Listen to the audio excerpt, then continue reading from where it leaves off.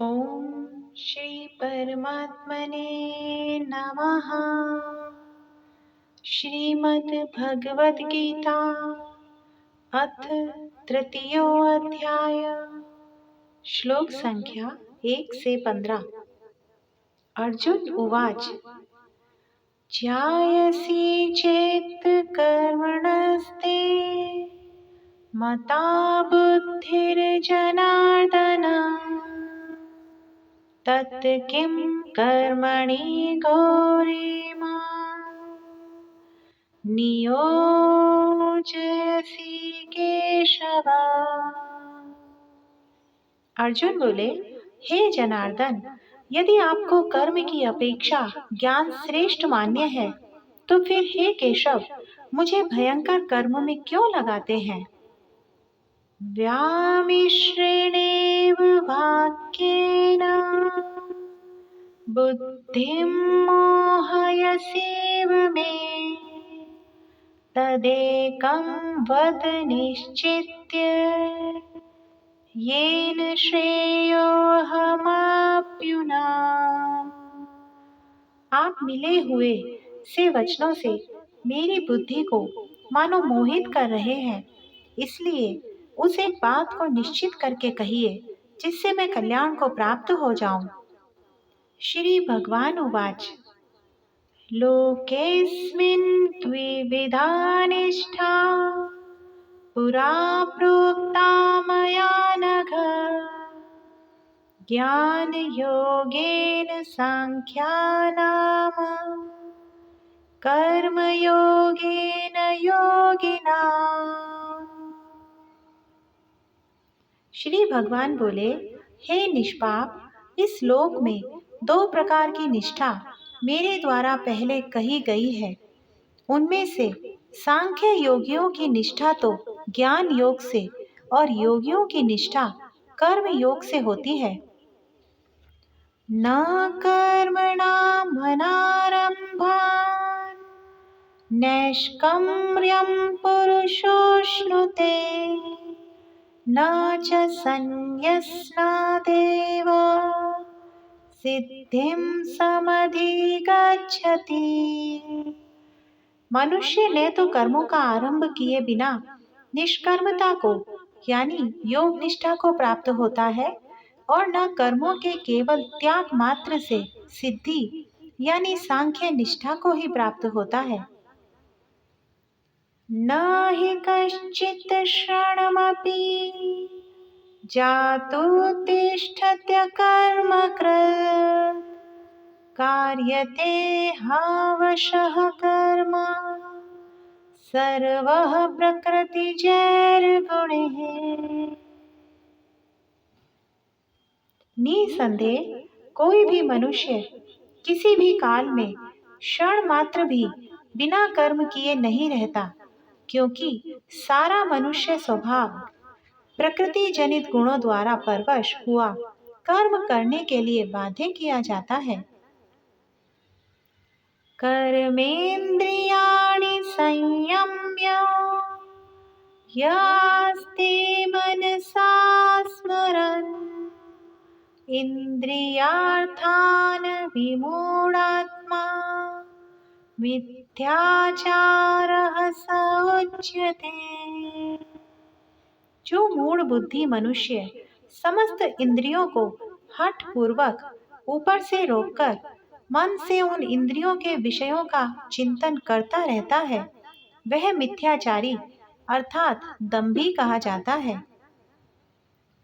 यस्त्वेन्द्रियाणि मनसा नियम्यारभतेऽर्जुन कर्मेन्द्रियः कर्मयोगम् असक्तः स विशिष्यते। किंतु हे अर्जुन, जो पुरुष मन से इंद्रियों को वश में करके अनासक्त हुआ समस्त इंद्रियों द्वारा कर्म योग का आचरण करता है, वही श्रेष्ठ है। नियतं कुरु कर्म त्वं कर्म ज्यायो ह्यकर्मणः शरीर यात्रापि च ते न प्रसिद्धेद कर्मणः।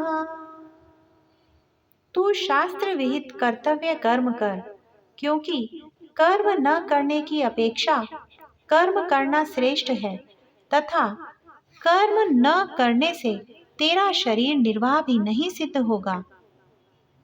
यज्ञार्थात् कर्मणोऽन्यत्र लोकोऽयं कर्म बन्धनः। तदर्थं कर्म कौन्तेय मुक्त संगः समाचर। यज्ञ के निमित्त किए जाने वाले कर्मों से अतिरिक्त दूसरे कर्मों में लगा हुआ ही यह मनुष्य समुदाय कर्मों से बंधता है। इसलिए हे अर्जुन, तू आसक्ति से रहित होकर उस यज्ञ के निमित्त ही भली भांति कर्तव्य कर्म कर। सह यज्ञः प्रजाः सृष्ट्वा पुरोवाच प्रजापतिः अनेन प्रसविष्यध्वा मेषवोऽस्तीवश्च कामधुक्।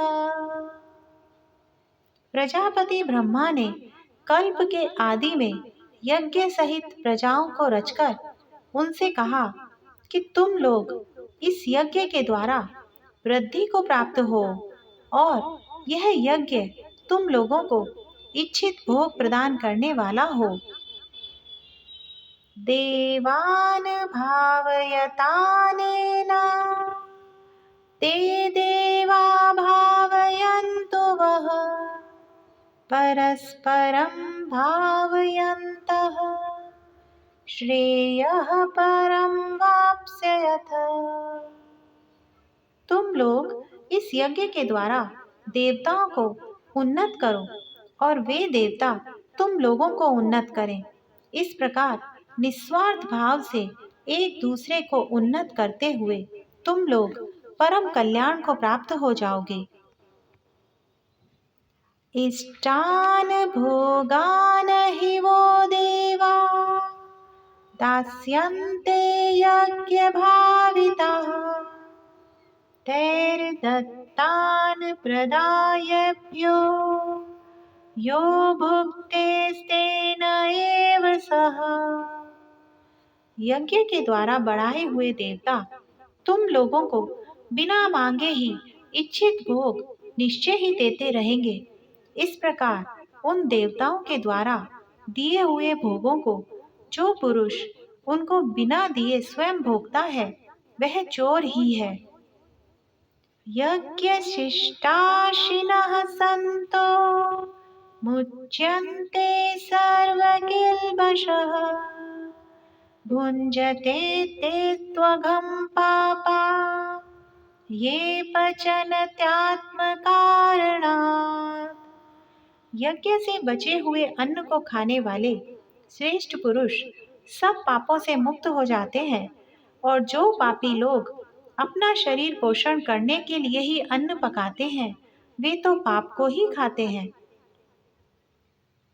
अन्नाद् भवन्ति भूतानि पर्जन्यादन्न संभवः यज्ञाद् भवति पर्जन्यो यज्ञः कर्म समुद्भवः।